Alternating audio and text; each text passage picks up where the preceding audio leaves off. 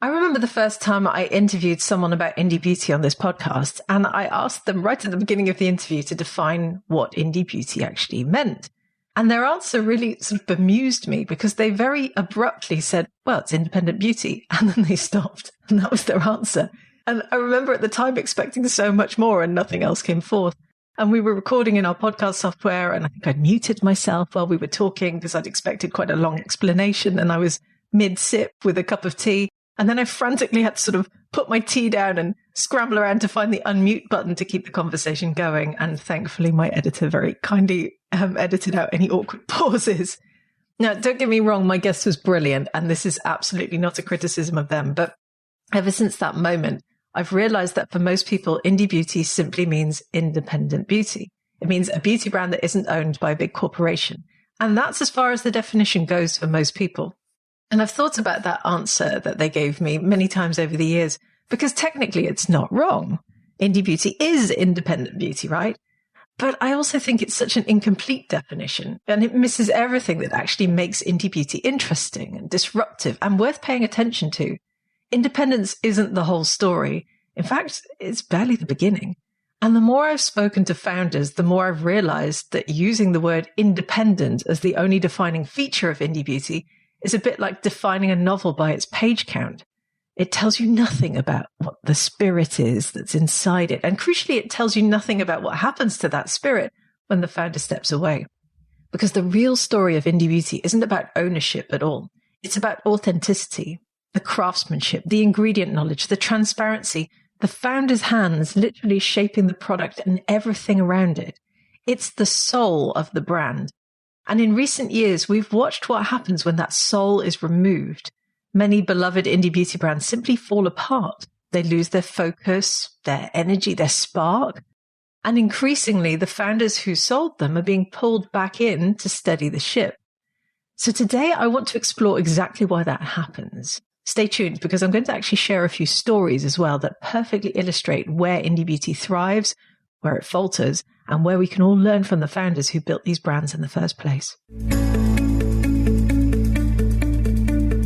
Hi, it's Lorraine Dallmeier, chartered environmentalist, biologist, and CEO of the award-winning online organic cosmetic formulation school, Formula Botanica. I host the Green Beauty Conversations podcast, which has had well over 1 million global downloads, and these are my Green Beauty opinions, where I challenge you to think differently about the beauty industry.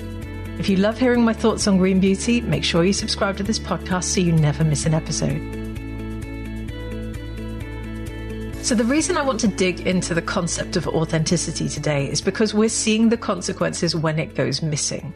And I've been watching this closely in the beauty industry over the last years, and I am fascinated, honestly fascinated by the sheer number of female founders who build their brands for years, and they create cult classics, and they see enormous success.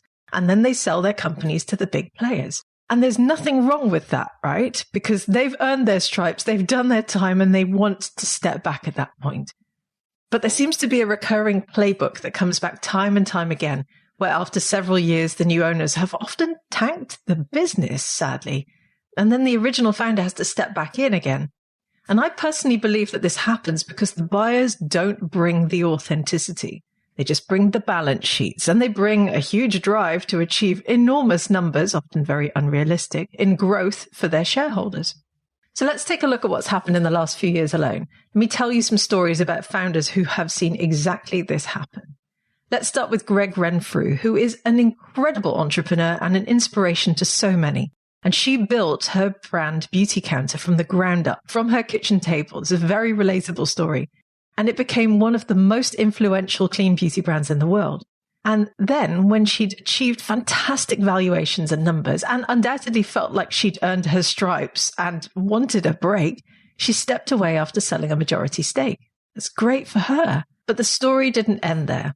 The company then very sadly stumbled and employees were laid off and momentum slowed.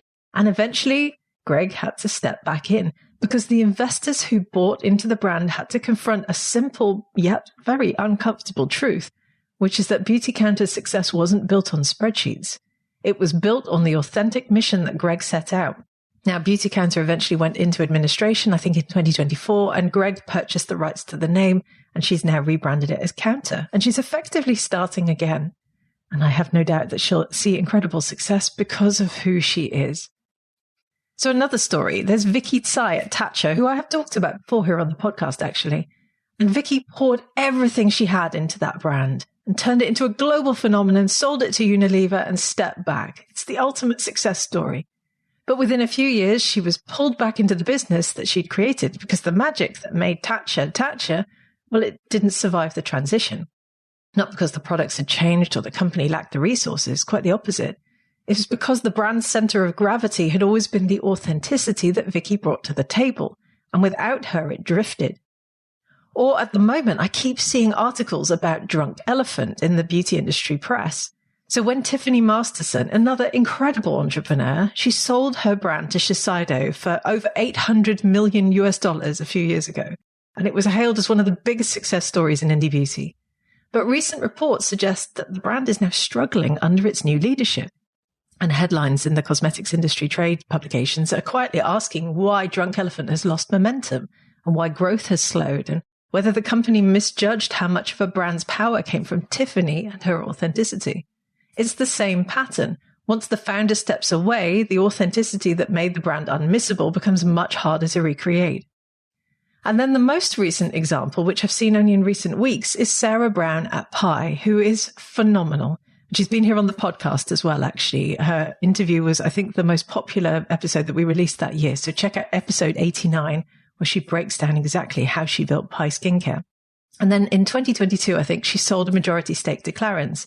And she stayed in the organization as a visionary and an innovator, which she very much is, and also as a brand ambassador.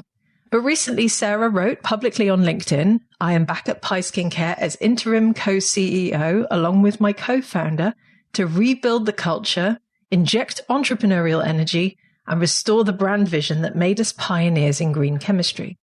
That's a founder stepping back into the cockpit of her own plane because the brand's internal compass stopped pointing in the right direction once she left. So if authenticity is the thread that runs through every one of these stories, what does that actually look like in practice? What is the blueprint? Well, I was thinking about this, and I think there are 3 pillars. And the first one is craft. So authenticity starts with founders who genuinely understand what they're creating, not just the branding or the messaging, but the formulation, the ingredients, the texture, the performance. When a founder has their hands in the product, I think the decisions become sharper and the products become better. And the customer can feel that difference immediately. Now, craft is not scalable in the traditional sense, and that's precisely why it's so powerful. The second pillar, I think, is clarity. Authentic brands know what they stand for, not in vague slogans, but in real lived choices. And clarity shows up in supply chains, in pricing, packaging, communication, in what a brand says no to just as much as what it says yes to. And when founders are really clear on what they're trying to achieve, the brand becomes anchored. It doesn't drift with trends or boardroom directives. It doesn't lose itself the moment someone new walked through the door. Clarity is what protects a brand's soul when everything around it is pushing for speed and scale and profit. And the final pillar, I think, is continuity. So authenticity isn't a launch strategy. It's a long game. It's the consistency of decisions made over years, not over quarters. It's the founder staying close enough to the brand that the original vision doesn't get diluted even as it grows. And continuity doesn't mean a founder can never sell or step back. It just means that the brand must have a way to preserve its center of gravity and its culture and its point of view, even when it's in transition.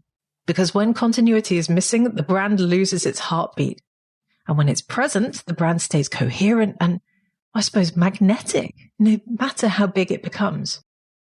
So my challenge to you for this week is this. Whether you're formulating your first product or growing your beauty brand or simply choosing what to put on your skin, look for authenticity, real authenticity in everything you do. If you're a founder, stay close to your craft and your values and stay close to the reason you started, because that's the part that no investor or acquirer can ever replicate. And if you're a shopper, support the brands where you can genuinely feel the founder's hand and vision and integrity in every choice they make. Because choosing authenticity as makers or as consumers, well, it strengthens the part of the beauty industry that I think is worth fighting for. And if you're a founder who hopes to step back one day, let this be reassuring rather than scary. Authenticity isn't a trap. It's a foundation. If you build it well, protect it fiercely, then you'll create a brand that can thrive with you, without you, and long after you've moved on to whatever comes next. Thank you for listening to my Green Beauty Opinions. Remember to visit the Formula Botanica website at formulabotanica.com to try our free online formulation course. And if you haven't subscribed yet to the Green Beauty Conversations podcast, please do so now in your favorite podcast app and leave me a 5-star review if you enjoy these discussions. I'll be back soon with my next episode.